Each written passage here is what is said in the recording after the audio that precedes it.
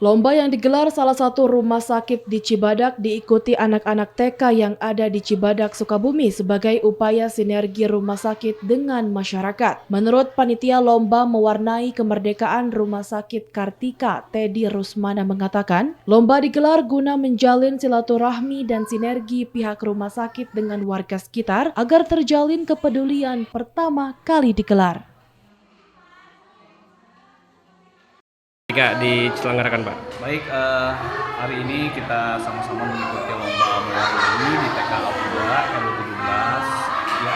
Ialah rangkaian dari kegiatan peringatan HUT RI yang ke-78 tahun 2023, di mana kami alhamdulillah bisa bersinergi dengan TK Al-Huda RW17, di mana kami menyelenggarakan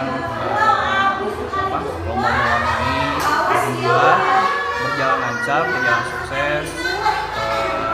Mudah-mudahan kedepannya sinergi dengan sekitar rumah sakit bisa lebih ditingkatkan lagi. Tidak lain adalah tujuannya untuk mempererat tali silaturahmi dan meningkatkan kepedulian, sinergitas dan dedikasi kami terhadap pelayanan publik, utamanya untuk lingkungan sekitar.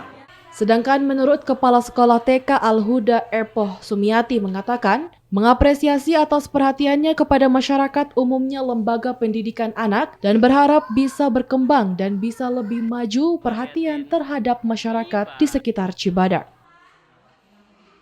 Sekali alhamdulillah anak-anak kami sangat benar-benar berprestasi sekali di sini ya. Jadi anak-anak sangat senang karena memang mereka jadi akhirnya dapat apa ya?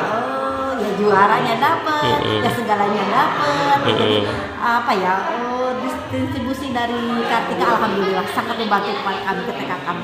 Ya. Mudah-mudahan kedepannya Kartika akan lebih maju dan bisa bekerja sama seperti sekarang ini. Dari Kabupaten Sukabumi, Muhammad Ujang Heriaman melaporkan.